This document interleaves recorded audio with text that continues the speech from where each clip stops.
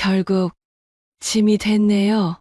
85세 김순애가 차가운 병실 침대에 누워 중얼거렸습니다. 오늘도 아무도 오지 않았죠. 아들 김도연은 바쁘다는 핑계로, 며느리 최서연은 아이들 때문에 못 온다며 연락조차 뜸했거든요. 김순애는 젊은 시절 남편과 함께 작은 건설회사를 일고 지금의 재벌가 반열에 올려놓은 여성이었습니다. 남편이 세상을 떠난 후에도 혼자서 회사를 키워내며 아들에게 물려준 강인한 어머니였죠. 하지만 이제는 몸이 말을 듣지 않았습니다. 당뇨병으로 시작된 합병증들이 하나둘씩 찾아오면서 걷기조차 힘들어졌거든요. 대저택의 넓은 거실에 혼자 앉아있던 순애의 모습은 쓸쓸했습니다.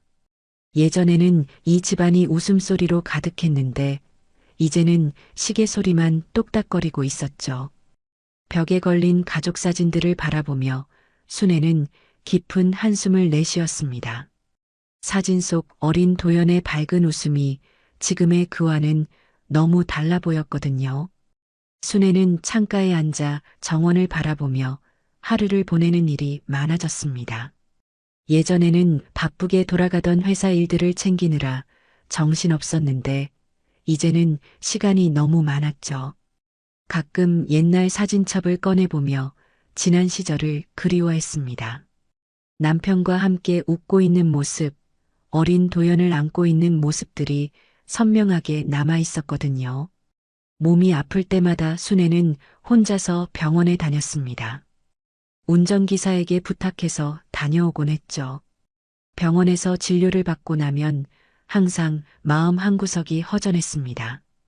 예전 같으면 남편이나 아들이 함께 있어줬을 텐데 이제는 의사 선생님의 설명도 혼자서 들어야 했거든요.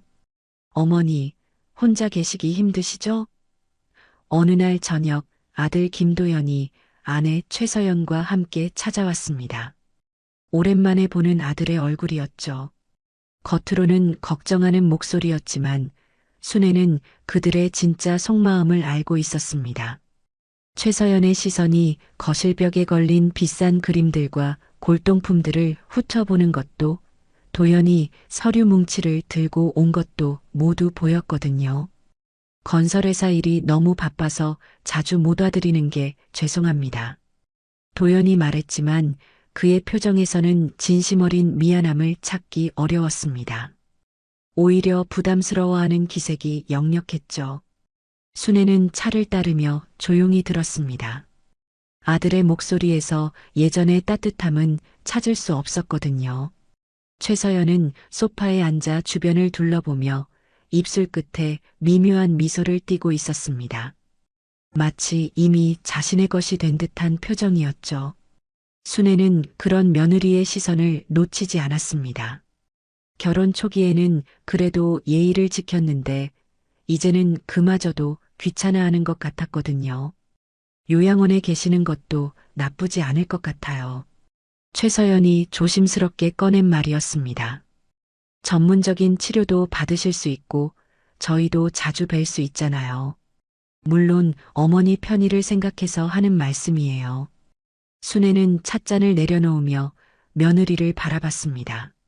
최서연의 얼굴에는 가식적인 미소가 떠 있었죠. 사실 예상했던 일이었거든요. 자신이 병들어가는 모습을 보면서도 제대로 돌봐주지 못하는 것에 대한 죄책감과 동시에 부담스러워하는 마음을 감추지 못하는 아들과 며느리의 모습을 지켜봐 왔으니까요. 좋은 곳으로 알아봤습니다. 도연이 브로셔를 내밀었습니다. 시설도 깔끔하고 의료진도 상주에 있다고 하더라고요. 어머니 건강을 생각하면 집에서 혼자 계시는 것보다는 훨씬 나을 것 같습니다. 브로셔에는 깔끔한 시설 사진들이 있었습니다. 하지만 순애의 눈에는 그저 차가운 콘크리트 건물로만 보였죠. 평생을 살아온 이 집을 떠나 낯선 곳에서 여생을 보내야 한다는 현실이 무겁게 다가왔습니다. 손끝이 떨리는 것을 느끼며 순애는 브로셔를 천천히 넘겨봤거든요. 이젠 좀 편하게 사셔야죠, 어머니. 최서연이 덧붙였습니다. 다 어머니를 위한 선택이에요. 저희도 마음이 편할 거고요. 그 말 속에 숨겨진 진짜 의미를 순애는 잘 알고 있었습니다. 자신이 없어야 그들이 편할 거라는 뜻이었죠. 하지만 순애는 화를 내지 않았습니다. 대신 조용히 고개를 끄덕였습니다. 이미 마음의 준비는 되어 있었거든요. 알겠다. 짧은 대답이었지만 그 안에는 수많은 감정이 담겨 있었습니다. 실망감과 서운함, 그리고 어쩔 수 없다는 체념까지 말이죠. 도연과 최서연은 순애의 답변을 듣자 안도의 표정을 지었습니다. 마치 골칫거리를 하나 해결한 것처럼 말입니다. 그날 밤 순애는 홀로 앉아 창밖을 바라봤습니다. 40년을 살아온 이 집에서 떠나게 될 줄은 몰랐죠. 남편과 함께 심은 정원의 장미꽃들이 달빛 아래 흔들리고 있었습니다. 내일이면 요양원으로 갈 준비를 해야 했거든요. 아들과 며느리는 짐을 싸는 것도 도와주지 않았습니다. 업체에서 다 해준다니까 걱정 마세요. 최서연의 말이 차갑게 들렸죠. 실제로는 집안 정리를 핑계로 순애가 없는 사이에 귀중품들을 먼저 정리하려는 속셈이었을 겁니다. 순애는 그런 사실을 모르는 척했지만 사실 다 알고 있었거든요. 며칠 후 요양원으로 가는 차 안에서 순애는 지나가는 풍경들을 묵묵히 바라봤습니다. 평생을 살아온 동네의 모습들이 하나씩 시야에서 멀어져 갔죠. 도연은 운전에만 집중했고 최서연은 핸드폰만 들여다보고 있었습니다. 가족이지만 가족 같지 않은 차 안의 분위기가 을씨년스러웠습니다. 여기서 편히 지내세요. 자주 올게요. 요양원 앞에서 도연이 말했지만 순애는 그 말을 믿지 않았습니다. 최서연은 이미 차 안에서 다른 일정을 확인하고 있었거든요. 순애는 작은 가방 하나만 들고 요양원 문을 들어섰습니다. 뒤돌아보니 아들의 차는 이미 멀어져 가고 있었죠. 안녕하세요, 김순애 어르신. 저는 박은지라고 합니다. 요양원에 도착한 첫날, 순애를 맞이한 것은 29살 정도로 보이는 젊은 봉사자였습니다. 환한 미소를 지으며 다가오는 은지의 모습에서 순애는 오랜만에 따뜻함을 느꼈죠. 앞으로 자주 뵙게 될 것 같아요. 요양원의 복도는 생각보다 조용했습니다. 간간이 들리는 텔레비전 소리와 간병인들의 발걸음 소리가 전부였죠. 순애는 은지를 따라 자신이 머물 방으로 향했습니다. 창문 너머로 보이는 풍경은 집과는 전혀 달랐지만 그래도 햇살이 들어와 다행이었거든요. 불편한 게 있으시면 언제든 말씀해 주세요. 은지가 순애의 짐을 정리하며 말했습니다. 식사 시간은 오전 8시, 정오, 오후 6시고요. 간식 시간도 따로 있습니다. 순애는 침대에 앉아 은지의 말을 들었습니다. 이 젊은 봉사자에게서 느껴지는 진심 어린 관심이 신기했죠. 아들과 며느리에게서는 오랫동안 느끼지 못했던 감정이었거든요. 고마워요, 은지 씨. 첫 며칠은 적응하기 힘들었습니다. 집에서는 혼자만의 시간이 많았지만 여기서는 다른 어르신들과 함께 지내야 했거든요. 식당에서 함께 식사를 하고 거실에서 텔레비전을 시청하는 것도 처음에는 어색했습니다. 하지만 은지가 있어 조금씩 마음이 편해졌죠. 오늘 기분은 어떠세요? 은지는 매일 아침 순애를 찾아와 안부를 물었습니다. 다른 봉사자들도 친절했지만 은지만큼 세심하게 챙겨주는 사람은 없었죠. 혈압약 챙겨주는 것부터 시작해서 산책할 때도 곁에서 천천히 걸어주었거든요. 아드님께서 연락 오셨어요? 가끔 은지가 물어보면 순애는 쓴웃음을 지었습니다. 도연은 요양원에 들어온 지 일주일이 지나도록 연락 한 번 없었거든요. 최서연은 더 말할 것도 없었죠. 바쁠 거예요. 순애는 혼자 있는 시간이 많아지면서 과거를 떠올리는 일이 잦아졌습니다. 특히 젊은 시절에 했던 자선 활동들이 생각났죠. 남편과 함께 아동복지 단체에 정기적으로 기부를 했었고, 한 아이를 후원하기도 했었거든요. 그때는 그런 일들이 당연하다고 생각했는데, 지금 돌이켜보니 그 아이는 어떻게 자랐을지 궁금해졌습니다. 어르신, 오늘 날씨가 좋네요. 산책 나가실까요? 은지가 창문을 열며 말했습니다. 요양원 뒤편에는 작은 정원이 있어서 날씨가 좋을 때면 어르신들이 나와 앉아 있곤 했죠. 순애도 은지와 함께 벤치에 앉아 따뜻한 햇살을 받으며 시간을 보냈습니다. 은지 씨는 가족이 있나요? 어느 날 순애가 물어봤습니다. 이 젊은 봉사자가 자신을 이렇게 잘 돌봐주는 이유가 궁금했거든요. 혼자 사세요? 네, 혼자 살아요. 은지가 잔잔한 미소를 지으며 대답했습니다. 가족은 오래전에 다 보내드렸어요. 그 말에는 깊은 슬픔이 담겨 있었지만 은지는 금세 밝은 표정으로 돌아왔습니다. 그래서 이곳 어르신들이 제겐 가족 같아요. 순애는 그런 은지의 모습에서 묘한 동질감을 느꼈죠. 둘 다 외로운 사람이라는 공통점이 있었거든요. 시간이 지나면서 순애는 요양원 생활에 조금씩 적응해 갔습니다. 다른 어르신들과도 대화를 나누게 되었고 규칙적인 생활 리듬도 찾았죠. 하지만 여전히 아들과 며느리의 연락은 뜸했습니다. 일주일에 한 번 정도 안부 전화가 오는 게 전부였거든요. 어머니, 잘 지내고 계시죠? 도연의 전화는 항상 짧았습니다. 요양원은 어때요? 불편한 건 없고요? 괜찮다. 순애는 늘 같은 대답을 했습니다. 사실 불편한 것들이 많았지만 굳이 말하고 싶지 않았거든요. 어차피 들어줄 것 같지도 않았고 부담만 될 것 같았으니까요. 회사 일이 너무 바빠서 자주 못 가뵙겠어요. 도연의 말은 늘 똑같았습니다. 조금만 기다리세요. 일이 좀 정리되면 가볼게요. 하지만 그런 날은 오지 않았습니다. 한 달이 지나고 두 달이 지나도 도연과 최서연은 요양원에 한 번도 오지 않았거든요. 전화도 점점 뜸해져서 이제는 반달에 한 번 정도만 왔죠. 혹시 가족분들이 면회 오시는 날이 있나요? 다른 어르신들의 가족들이 자주 오는 것을 보며 간병인이 물어봤습니다. 미리 준비해 드릴 게 있으면 말씀해 주세요. 순애는 고개를 저었습니다. 올 사람은 없을 거예요. 그런 순애의 곁에는 항상 은지가 있었습니다.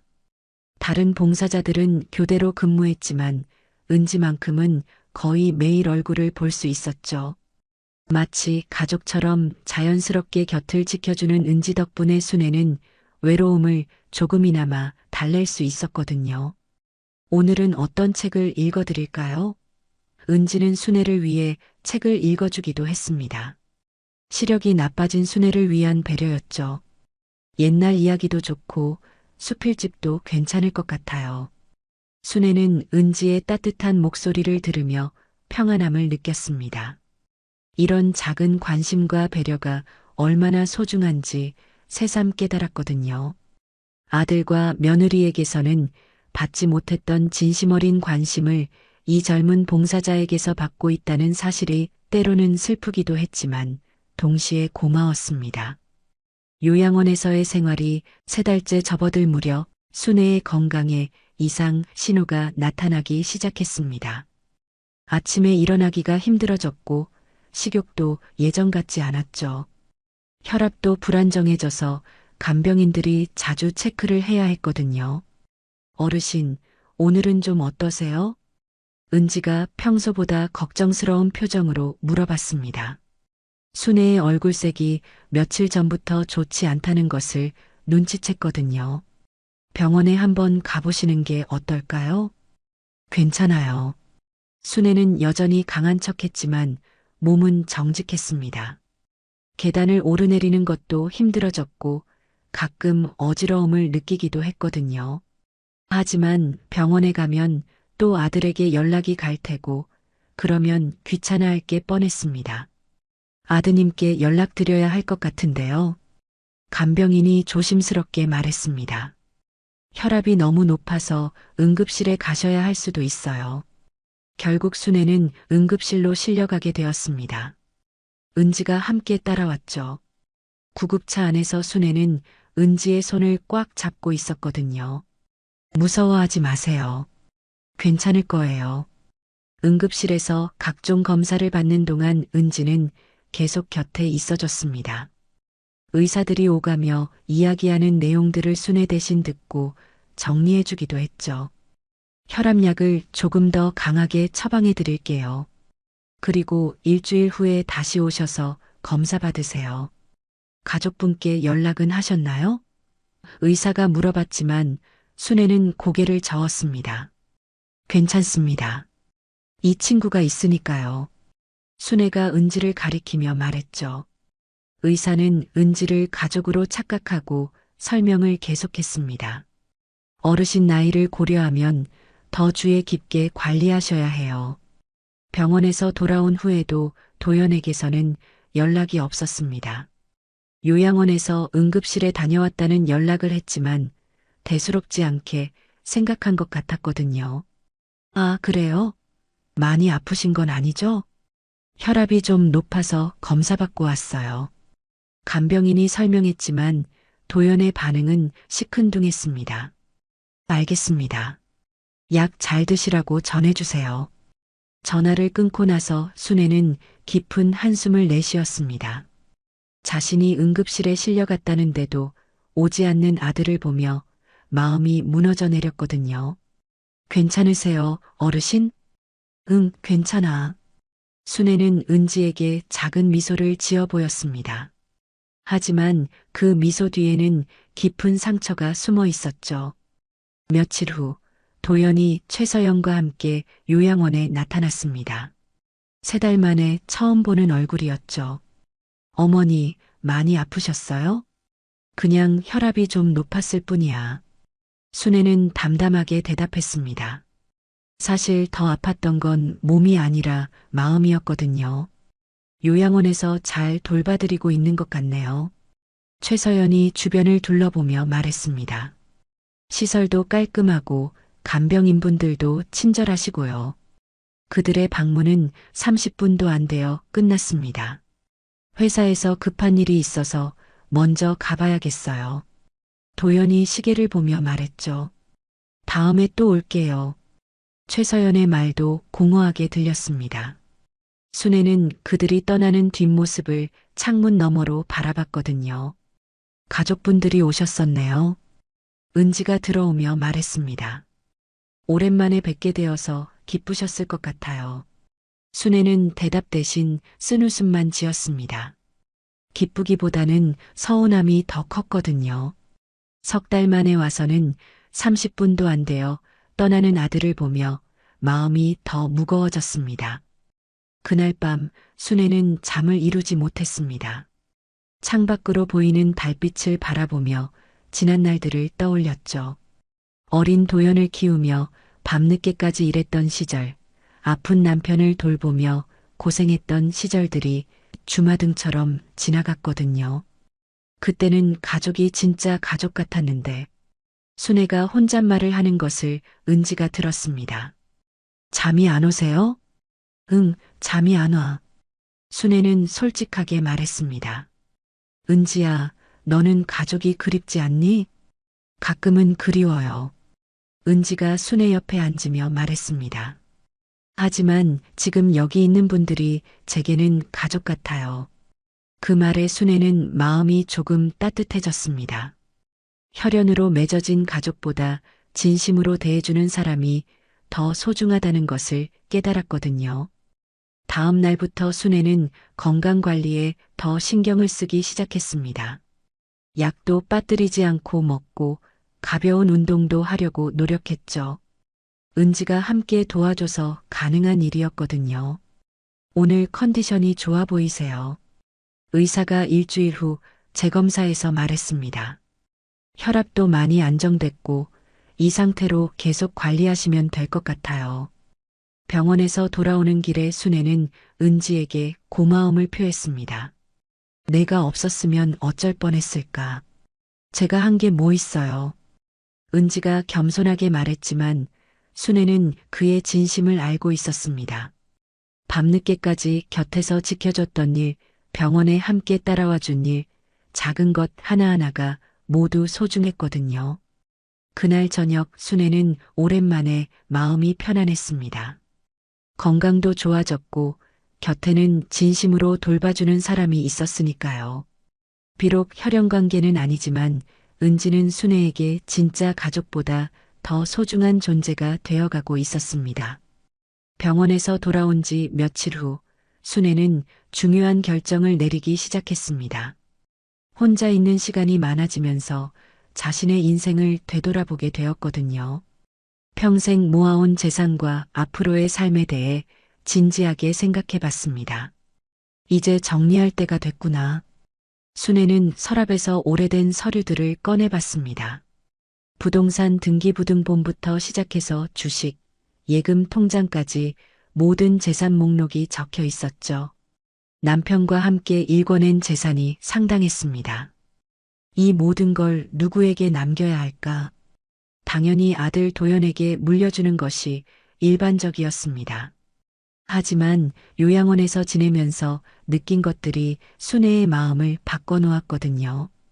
혈연관계라는 이유만으로 모든 것을 물려주는 게 맞는 건지 의문이 들었습니다. 어르신, 뭔가 고민이 있으신 것 같아요. 은지가 순애의 표정을 보며 물어봤습니다. 혹시 불편한 일이 있으세요? 아니야, 그냥 생각할 게 있어서. 순애는 서류들을 다시 정리하며 말했습니다. 은지야, 너는 꿈이 뭐니? 갑작스러운 질문에 은지는 잠시 머뭇거렸습니다. 꿈이요? 그냥 지금처럼 도움이 필요한 분들을 돌보는 일을 계속하고 싶어요. 돈이 많이 있다면 뭘 하고 싶어? 순애의 질문은 계속됐습니다. 여행도 가고 싶고 뭔가 사고 싶은 것도 있을 텐데. 은지는 잠시 생각하더니 진지하게 대답했습니다. 아동복지센터를 하나 짓고 싶어요. 제가 어렸을 때 도움을 받았던 곳처럼요. 그 말을 들은 순애는 깜짝 놀랐습니다. 자신도 젊은 시절 아동복지 활동을 했었거든요. 너도 그런 곳에서 자랐구나. 네, 어렸을 때 부모님을 일찍 여의어서요. 은지가 조용히 말했습니다. 그때 많은 분들의 도움을 받았어요. 후원해 주신 분도 계셨고요. 순애의 마음이 뭉클해졌습니다. 자신이 후원했던 그 아이가 이런 마음을 가진 어른으로 자랐을 거라고 생각하니 뿌듯했거든요. 좋은 일이야. 꼭 이루길 바란다. 그날 밤 순애는 변호사에게 전화를 걸었습니다. 윤상민 변호사는 오래전부터 가족의 법적 업무를 담당해왔던 사람이었죠. 안녕하세요, 김순애 여사님. 어떻게 지내세요? 윤 변호사님, 유언장을 작성하고 싶습니다. 순애의 말에 윤상민은 잠시 놀란 듯 했습니다. 갑자기 무슨 일이시라고요? 나이도 있고 건강도 좋지 않아서요. 미리 정리해 두려고 합니다. 순애는 차분하게 설명했습니다. 언제 시간 되실 때 한번 와주세요. 며칠 후 윤상민 변호사가 요양원을 찾아왔습니다. 순애는 은지에게 잠시 자리를 비켜달라고 부탁했죠. 중요한 이야기가 있어서요. 유언장 내용을 어떻게 정하셨나요? 윤상민이 펜을 들며 물어봤습니다. 아드님께 상속하시는 건가요? 순애는 잠시 망설이다가 입을 열었습니다. 전 재산을 박은지라는 사람에게 상속하고 싶습니다. 박은지요? 누구신가요? 윤상민이 의외라는 표정으로 물어봤습니다. 혹시 친척분이세요? 아니요, 이곳 봉사자입니다. 순애가 설명했습니다. 생애 마지막까지 함께 해주는 사람이에요. 윤상민은 심각한 표정이 되었습니다. 김순애 여사님, 신중하게 생각해 보세요. 아드님께서 알게 되시면. 알고 있어요. 순애가 단호하게 말했습니다. 하지만 제 결정입니다. 진심으로 저를 돌봐주는 사람에게 주고 싶어요. 유언장 작성은 꽤 오랜 시간이 걸렸습니다. 재산 목록을 정리하고 상속 내용을 구체적으로 명시해야 했거든요. 순애는 모든 부동산과 주식, 예금을 은지에게 상속한다고 명시했습니다. 정말 후회하지 않으실 거죠? 윤상민이 마지막으로 확인했습니다. 한번 작성하면 변경하기 어려워요. 후회 안 합니다. 순애는 확신에 찬 목소리로 말했습니다. 제가 평생 모은 재산이 좋은 곳에 쓰이길 바라요.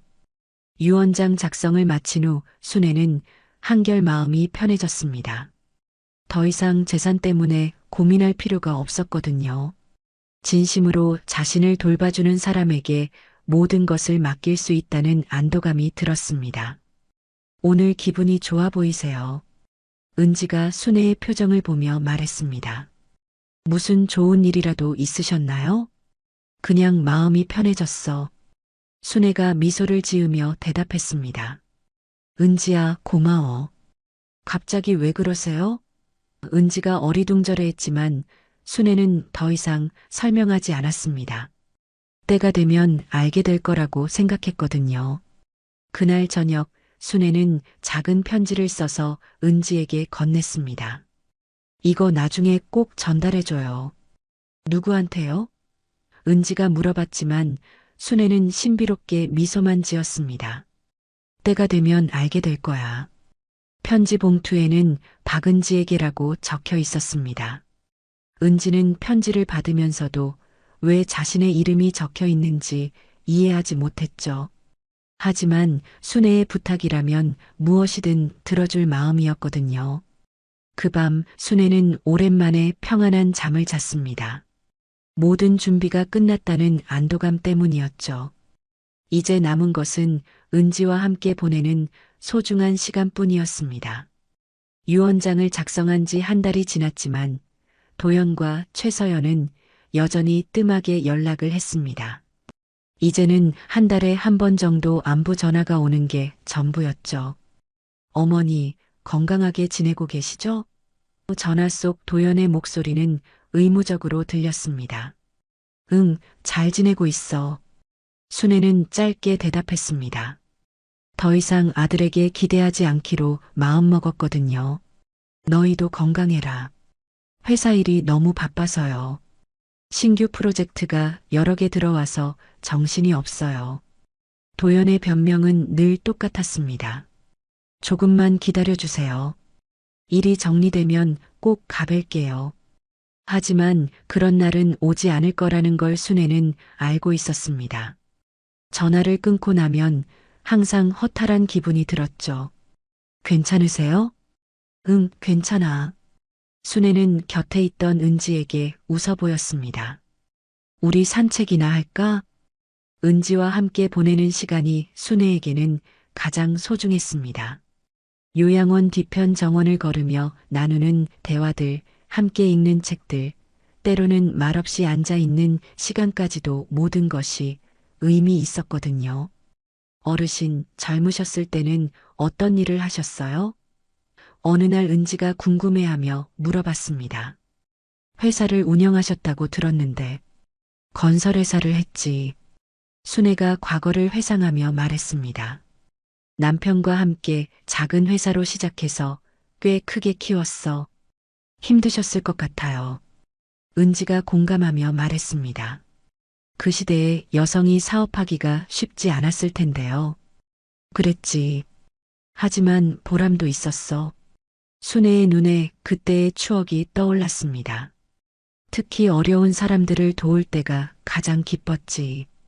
순애는 젊은 시절의 자선 활동에 대해 이야기했습니다. 아동복지 단체에 기부했던 일, 한 아이를 후원했던 일들을 차근차근 들려줬죠. 그 아이가 지금쯤 어떻게 자랐을지 궁금해. 분명 좋은 사람으로 자랐을 거예요. 은지가 따뜻하게 말했습니다. 어르신 같은 분의 도움을 받았으니까요. 그런 대화를 나누면서 순애는 점점 은지에게 마음을 열어갔습니다. 혈연으로 맺어진 가족보다 진심으로 대해주는 이 젊은 봉사자가 더 소중하게 느껴졌거든요. 한편 도연과 최서연은 순애가 요양원에 있는 동안 대저택을 정리하기 시작했습니다. 어머니가 돌아가시면 이 집도 우리 거잖아. 최서연이 거실을 둘러보며 말했습니다. 미리 정리해두는 게 좋을 것 같아. 그래도 아직 살아계시는데 그런 말하는 거 아니야. 도연이 말렸지만 마음속으로는 동의하고 있었습니다. 하지만 미리 알아보는 건 나쁘지 않겠지. 두 사람은 부동산 중개업자를 불러 집값을 알아봤습니다. 이 정도 위치와 규모면 상당한 금액이 나올 것 같은데요. 중개업자의 말에 최서연의 눈이 반짝였죠. 주식이랑 예금도 꽤 될 거야. 도연이 계산기를 두드리며 말했습니다. 어머니가 평생 모으신 게 얼마나 되는지 정확히 알아봐야겠어. 그들은 순애 몰래 재산 조사를 시작했습니다. 은행에 가서 예금 잔액을 확인하고 증권회사에서 주식 현황도 알아봤죠. 생각보다 훨씬 많네. 이제 좀 편하게 살 수 있겠어. 최서연이 안도의 한숨을 내쉬었습니다. 그동안 회사 일로 고생 많았잖아. 하지만 정작 요양원에서는 순애의 건강이 다시 나빠지고 있었습니다.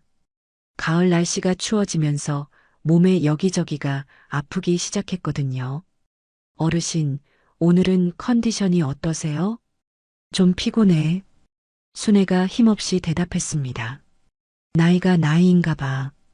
은지는 순애의 상태가 걱정되어 간병인과 상의했습니다. 혈압도 다시 높아지고 있고 식욕도 떨어지신 것 같아요. 가족분께 연락드려야 할까요? 간병인이 물어봤지만 순애는 고개를 저었습니다. 괜찮아요. 그냥 좀 쉬면 나아질 거야. 하지만 순애의 상태는 점점 나빠졌습니다. 밤에 잠을 못 이루는 날이 많아졌고 식사도 제대로 하지 못했죠. 은지가 밤늦게까지 곁에서 지켜줘야 했거든요. 은지야, 고마워. 순애가 은지의 손을 잡으며 말했습니다. 내가 없었으면 어쩔 뻔했을까. 무슨 말씀이세요? 은지가 순애의 손을 다시 잡으며 말했습니다. 저야말로 어르신께 많이 배우고 있어요. 그런 은지의 모습을 보며 순애는 자신의 결정이 옳았다고 확신했습니다. 유언장에 적힌 내용대로 모든 재산을 은지에게 물려주는 것이 최선의 선택이라고 생각했거든요. 은지야, 혹시 내가 없어지면 어떻게 할 거야? 순애가 갑자기 물어봤습니다. 다른 어르신들을 계속 돌볼 거지? 왜 갑자기 그런 말씀을 하세요? 은지가 놀라며 말했습니다. 어르신은 오래오래 건강하게 사셔야 해요. 하지만 순애는 자신의 시간이 얼마 남지 않았다는 것을 느끼고 있었습니다. 몸의 신호들이 그것을 말해주고 있었거든요. 그래서 더욱 은지와의 시간을 소중히 여겼습니다. 겨울이 깊어갈 무렵 순애의 건강은 급격히 악화되었습니다. 어느 날 새벽 순애는 심한 가슴 통증으로 응급실에 실려갔죠. 이번에도 은지가 구급차에 함께 탔습니다. 괜찮으실 거예요. 힘내세요. 심근경색 증상이 있어 보입니다. 응급실 의사가 심각한 표정으로 말했습니다. 즉시 수술을 해야 할 것 같은데 보호자분이 계세요? 은지는 당황했지만 침착하게 대답했습니다. 가족분께 연락드릴게요. 하지만 도연의 전화는 받지 않았습니다. 새벽 시간이라 잠들어 있었던 거죠. 최서연의 전화도 마찬가지였습니다. 일단 응급 처치부터 하겠습니다. 의사들은 순애를 중환자실로 옮겼습니다. 은지는 복도에서 기다리며 계속 도연에게 전화를 걸었죠. 제발 받으세요. 새벽 5시가 되어서야 도연이 전화를 받았습니다. 누구세요? 이 시간에. 김도연 씨 맞으시죠? 어머님이 응급실에 계세요. 은지가 급하게 설명했습니다. 심근경색으로 수술을 받으셔야 할 것 같아요. 뭐라고요? 도연이 잠에서 깨어나며 놀랐습니다. 지금 어디 병원이에요? 성모병원 응급실입니다. 빨리 오세요. 은지가 간절하게 말했습니다. 상태가 위험해 보여요. 1시간 후 도연과 최서연이 병원에 도착했습니다. 두 사람 모두 급하게 나온 티가 역력했죠. 어머니는 어떻게 됐어요? 지금 수술 중이세요. 은지가 설명했습니다. 의사 선생님께서 성공 확률이 높다고 하셨어요. 수술실 앞에서 기다리는 시간이 길게 느껴졌습니다. 도연은 초조하게 복도를 걸어 다녔고 최서연은 핸드폰만 들여다보고 있었죠. 은지만이 수술실 문을 바라보며 간절히 기도하고 있었습니다. 가족분이세요? 3시간 후 의사가 나왔습니다. 수술은 성공했습니다. 하지만 아직 위험한 상태예요. 언제쯤 깨어나세요? 도연이 물어봤습니다. 회사 일정을 조정해야 해서요. 의사는 도연의 말에 약간 놀란 표정을 지었습니다. 환자분의 상태가 위중한데 일정 걱정을 하시는군요. 아, 그게 아니라. 도연이 당황하며 변명했지만 이미 늦었습니다. 의사의 시선이 차가워졌거든요. 순애는 이틀 후에야 의식을 회복했습니다. 눈을 뜨자마자 찾은 사람은 은지였죠. 은지야, 여기 있구나. 어르신, 이제 괜찮으세요. 은지가 순애의 손을 잡으며 말했습니다. 정말 무서웠어요. 도연과 최서연도 병실에 있었지만 순애는 그들보다 은지에게 먼저 말을 걸었습니다. 고생 많았어. 어머니, 이제 좀 어떠세요? 도연이 뒤늦게 물어봤습니다. 의사 선생님께서 회복이 빠르다고 하시더라고요. 그래. 순애의 대답은 시큰둥했습니다. 응급실에 실려갈 때 아들이 없었다는 사실이 마음에 상처로 남아 있었거든요. 어머니, 저희도 급히 왔는데 연락이 늦어서. 최서연이 변명했지만 순애는 들은 척도 하지 않았습니다. 은지야, 물 좀 줄래? 그런 순애의 태도에 도연과 최서연은 당황했습니다. 평소보다 차가운 반응이었거든요. 어머니, 혹시 화가 나셨어요? 아니야. 순애는 짧게 대답했습니다. 그냥 피곤해. 의사는 순애가 최소 한 달은 입원해 있어야 한다고 했습니다. 심장 상태를 지켜봐야 했거든요. 보호자분이 상주하셔야 할 것 같은데요. 제가 있을게요. 은지가 즉시 대답했습니다. 요양원의 이야기에서 시간을 낼게요. 고마워, 은지야. 순애가 은지를 바라보며 말했습니다. 내가 있어서 다행이야. 도연은 회사 일 때문에 매일 올 수 없다고 했습니다. 최서연도 집안일과 아이들 때문에 바쁘다며 핑계를 댔죠. 결국 은지 혼자서 순애를 돌보게 되었습니다. 정말 괜찮아요? 순애가 은지에게 미안해하며 물어봤습니다. 너도 집에 가서 쉬어야 할 텐데. 전 괜찮아요. 은지가 웃으며 대답했습니다. 어르신이 빨리 나으시는 게 더 중요해요. 병원에서 보내는 한 달 동안 은지는 정말 가족보다 더 헌신적으로 순애를 돌봤습니다. 식사를 챙겨주고 약을 먹여주고 밤에 잠을 못 이룰 때는 옆에서 책을 읽어주기도 했죠. 반면 도연과 최서연은 일주일에 한두 번 정도만 병문안을 왔습니다. 올 때마다 하는 말은 비슷했죠. 어머니, 빨리 나으세요. 요양원이 그리우실 거예요. 집으로 모시고 가는 건 어때요? 어느 날 최서연이 제안했습니다. 요양원보다는 집이 편하실 텐데. 하지만 순애는 고개를 저었습니다. 요양원이 좋아. 은지도 있고. 그 말에 최서연의 표정이 일그러졌습니다. 며느리인 자신보다 남인 봉사자를 더 의지한다는 게 불쾌했거든요. 어머니, 그래도 가족이. 가족? 순애가 최서연을 바라보며 말했습니다. 가족이면 응급실에 실려갈 때 곁에 있어야 하는 거 아니야? 그 말에 최서연은 할 말을 잃었습니다. 도연도 머리를 숙였죠. 실제로 그들은 순애가 가장 위험했던 순간에 곁에 있지 않았거든요. 한 달 후 순애는 요양원으로 돌아갔습니다. 건강은 많이 회복되었지만 예전 같지는 않았죠. 하지만 은지가 곁에 있어서 마음만은 편안했습니다. 이제 정말 괜찮으세요? 은지가 걱정스럽게 물어봤습니다. 무리하시면 안 돼요. 응, 괜찮아. 순애가 은지의 손을 잡으며 말했습니다. 내가 있어서 모든 게 괜찮아. 그날 밤 순애는 마지막 준비를 시작했습니다. 윤상민 변호사에게 전화를 걸어 유언장을 다시 한번 확인했죠. 이제 정말 모든 준비가 끝났다고 생각했거든요. 순애가 병원에서 돌아온 지 2달이 지났지만 도연과 최서연의 마음은 이미 다른 곳에 가 있었습니다. 어머니 상태가 좋지 않으니까 미리 준비해 두는 게 좋을 것 같아. 최서연이 도연에게 속삭였습니다. 유산 상속 절차도 알아봐야 하고, 그러게. 변호사랑도 미리 상의해 봐야겠어. 도연이 고개를 끄덕였습니다. 어머니가 돌아가시면 모든 게 우리 것이 되는 거잖아. 두 사람은 순애 몰래 상속 관련 서류들을 준비하기 시작했습니다. 법무사를 만나 상속세 절약 방법도 알아봤고 부동산 처분 계획도 세웠죠.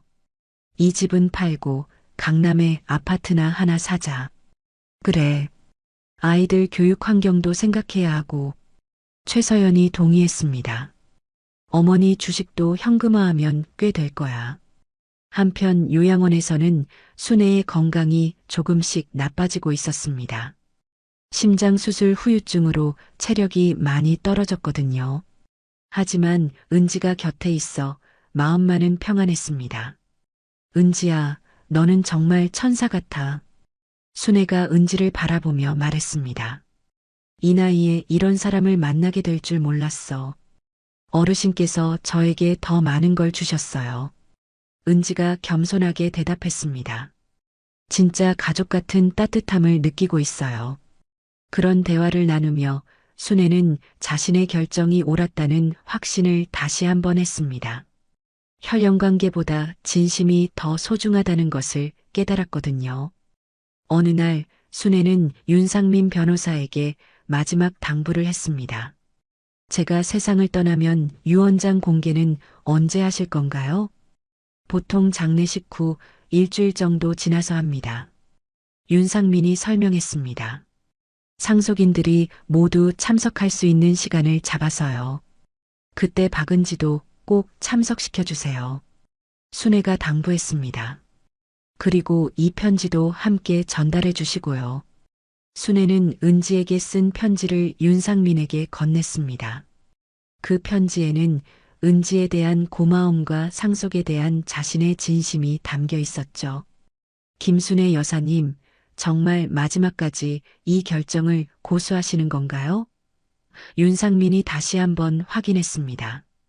아드님께서 알게 되시면 상당한 충격을 받으실 텐데요. 알고 있어요. 순애가 담담하게 말했습니다. 하지만 제 마음은 변하지 않습니다. 진심으로 저를 사랑해준 사람에게 주고 싶어요. 그의 겨울이 끝나갈 무렵 순애의 건강은 급속도로 나빠졌습니다. 폐렴 증상까지 나타나면서 거의 침대에서 일어나지 못하게 되었죠. 은지는 밤낮 없이 순애 곁을 지켰습니다. 은지야, 고생이 많아. 순애가 힘없는 목소리로 말했습니다. 너 때문에 마지막이 외롭지 않아. 무슨 마지막 이야기를 하세요. 은지가 순애의 손을 꽉 잡으며 말했습니다. 금방 나으실 거예요. 하지만 순애는 자신의 시간이 얼마 남지 않았다는 것을 알고 있었습니다. 마지막 힘을 내어 은지에게 당부했죠. 은지야, 나중에 변호사 아저씨가 연락하면 꼭 가야 해. 네. 무슨 말씀이세요?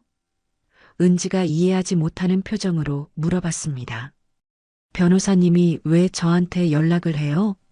때가 되면 알게 될 거야. 순애가 신비롭게 미소를 지었습니다. 그때까지 기다려. 이런 일이 있은 지 며칠 후 순애는 평안하게 눈을 감았습니다. 은지가 손을 잡고 있는 가운데 조용히 세상을 떠났죠. 마지막 순간까지 은지를 바라보며 고마움을 표현했습니다. 어르신, 어르신. 은지가 순애를 불렀지만 대답은 없었습니다. 간병인들이 달려와 상황을 확인했죠. 돌아가신 것 같습니다. 도연과 최서연에게 연락이 갔습니다.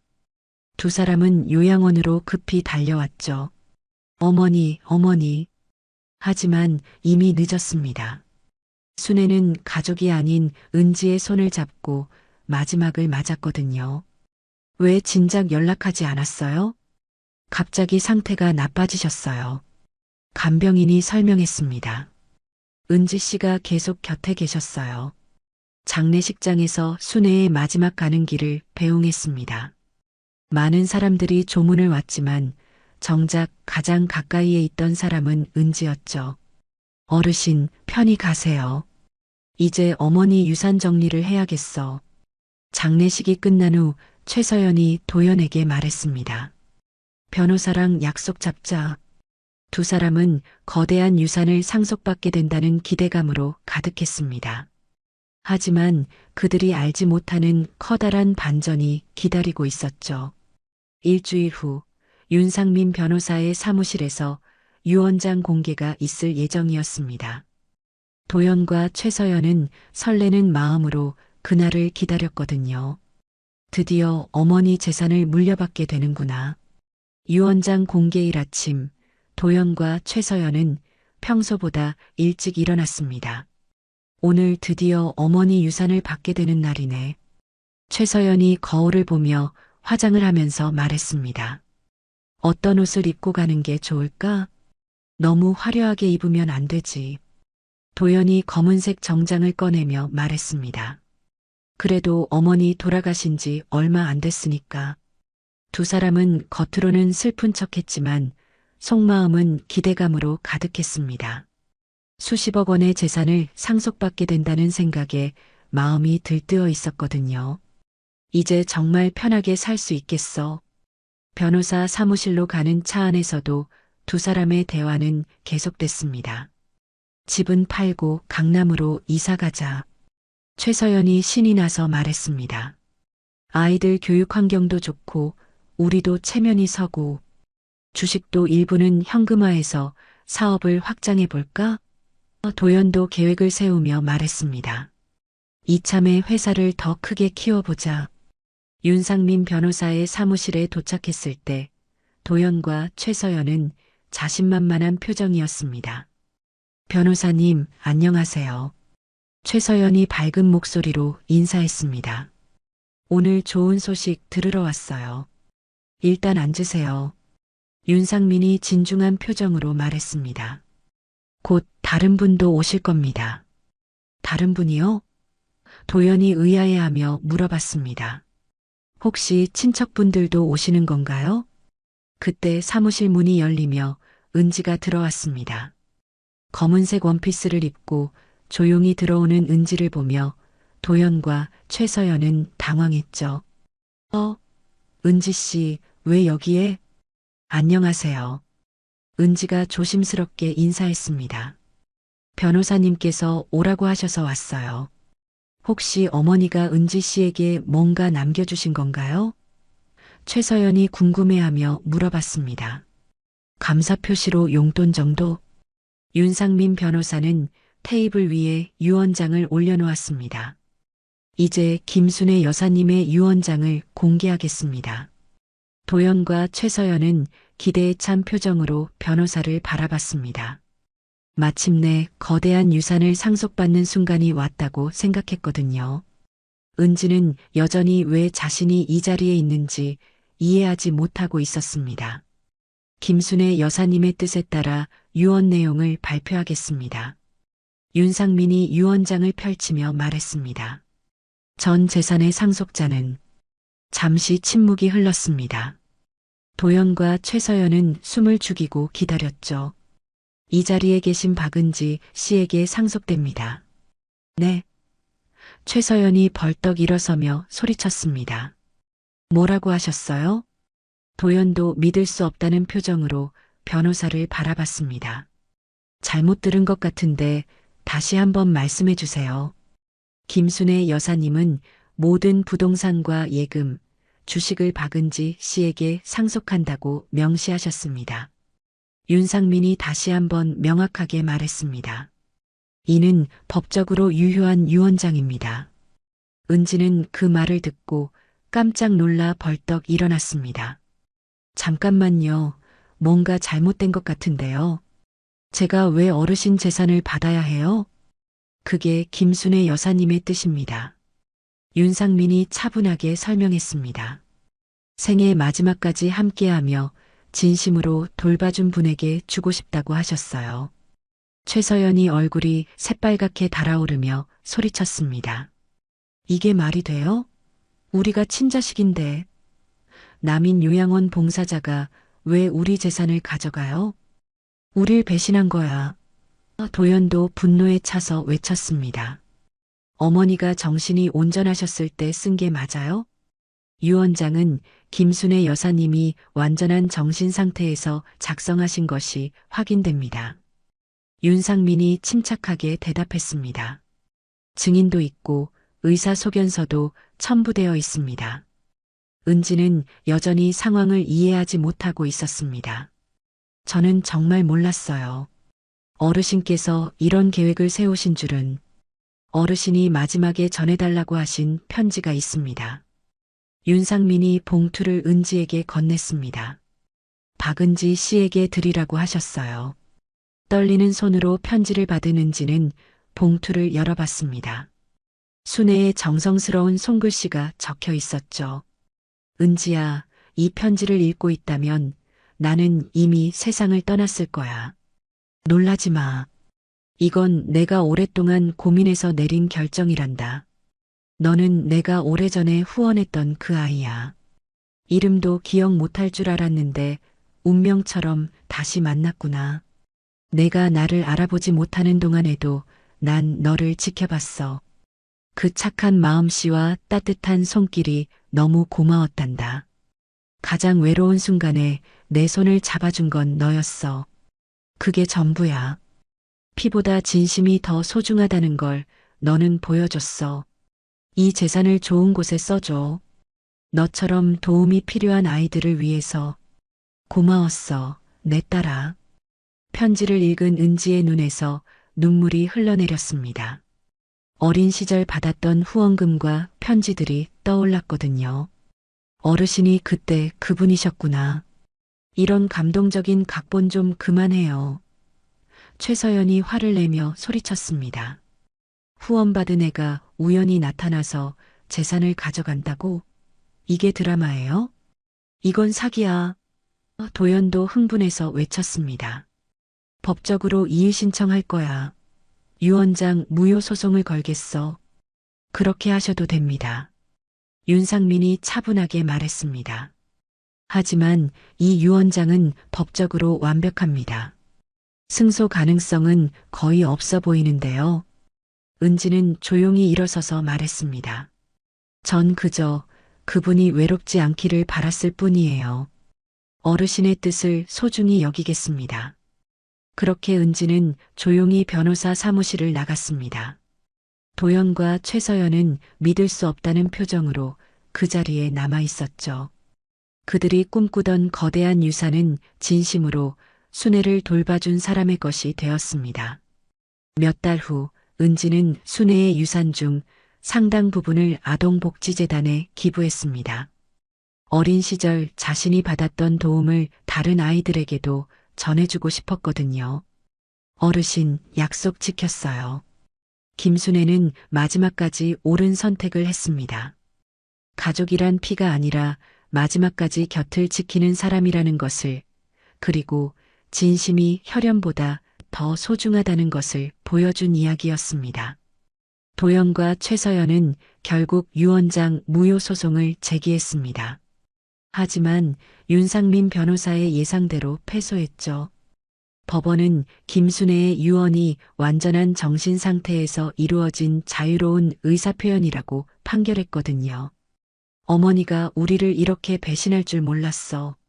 소송 비용과 변호사 수임료로 상당한 돈을 잃은 두 사람은 경제적으로 어려워졌습니다. 도연의 건설회사도 자금난으로 규모를 줄여야 했죠. 이 모든 게 그 여자 때문이야. 최서연은 여전히 은지를 원망했습니다. 하지만 은지에게는 더 놀라운 일들이 기다리고 있었습니다. 김순애의 유산을 정리하던 중 오래된 서류함에서 어린 시절 자신이 보낸 편지들을 발견한 거예요. 후원해주신 할머니께 저는 열심히 공부하고 있어요. 나중에 크면 할머니 같은 사람이 되고 싶어요. 20년 전 삐뚤빼뚤한 글씨로 쓴 편지들이 모두 보관되어 있었습니다. 김순애가 얼마나 은지를 소중히 여겼는지 알 수 있었죠. 어르신, 정말 저를 기억하고 계셨구나. 은지는 약속대로 김순애의 유산 중 80%를 사회에 환원했습니다. 김순애 아동복지재단을 설립해서 어려운 환경의 아이들을 돕기 시작했거든요. 나머지 20%로는 소박하게 살아가며 봉사활동을 계속했습니다. 은지 원장님, 오늘도 새로운 후원 신청이 들어왔어요. 재단 직원이 서류를 들고 와서 말했습니다. 이제 후원하는 아이들이 200명이 넘었네요. 좋네요. 어르신도 기뻐하실 거예요. 은지는 김순애의 사진을 바라보며 말했습니다. 매일 아침 재단 사무실에 출근하면 가장 먼저 하는 일이 김순애에게 인사하는 것이었거든요. 그로부터 3년이 지난 어느 날 도연이 재단을 찾아왔습니다. 머리가 많이 휘어진 그의 모습에서는 예전의 오만함을 찾을 수 없었죠. 은지 씨, 잠깐 이야기할 수 있을까요? 무슨 일이세요? 은지가 차를 따르며 물어봤습니다. 도연은 한참 동안 말을 잇지 못하다가 입을 열었어요. 미안합니다. 도연의 목소리가 떨렸습니다. 그동안 어머니를 제대로 돌보지 못했어요. 당신이 어머니께 해드린 일들을 생각하면 괜찮아요. 은지가 따뜻하게 말했습니다. 어르신은 이미 모든 걸 용서하셨을 거예요. 회사가 망해서 집도 팔았어요. 도연이 쓴웃음을 지으며 말했습니다. 아이러니하게도 그제서야 어머니의 마음을 이해하게 됐어요. 돈보다 소중한 게 있다는 것을. 그 후로 도연은 가끔 재단에 와서 봉사활동을 했습니다. 많지는 않지만 정성스럽게 도움을 주려고 노력했죠. 아들로서 어머니에게 하지 못했던 일들을 이렇게라도 갚고 싶었던 것 같았거든요. 최서연은 끝까지 현실을 받아들이지 못했습니다. 내 인생을 망친 건 다 그 여자 때문이야. 이혼 소송까지 제기하며 도연을 떠났죠. 하지만 은지는 그런 최서연까지도 미워하지 않았습니다. 김순애에게서 배운 것은 미움이 아니라 사랑이었거든요. 어르신이라면 그분도 용서하셨을 거예요. 5년이 지난 지금 김순애 아동복지재단은 전국에서 가장 신뢰받는 복지기관이 되었습니다. 지금까지 도움을 받은 아이들이 1000명이 넘어요. 그중 상당수가 은지처럼 성장해서 다시 사회에 기여하고 있죠. 원장님, 제가 후원받았던 지수예요. 기억하세요? 성인이 된 한 여학생이 재단을 찾아왔습니다. 이제 제가 다른 아이들을 도와주고 싶어요. 물론 기억해요. 은지가 반갑게 말했습니다. 정말 잘 자랐구나. 이렇게 김순애의 사랑은 계속해서 이어지고 있습니다. 한 사람의 진심이 수많은 사람들의 인생을 바꾸고 있는 거예요. 매년 김순애의 기일이 되면 은지는 요양원 뒤편 정원에 갑니다. 그곳에 작은 추모비를 세웠거든요. 어르신, 올해도 많은 아이들이 도움을 받았어요. 어르신의 사랑이 계속 이어지고 있어요. 바람에 흔들리는 장미꽃들이 마치 김순애의 대답처럼 느껴집니다. 잘했어. 고마워. 이 이야기는 우리에게 중요한 메시지를 전해줍니다. 진짜 가족은 혈연관계가 아니라 진심으로 사랑하고 돌봐주는 사람이라는 것. 그리고 받은 사랑을 다시 나누어 줄 때 그 사랑은 영원히 살아간다는 것 말이에요.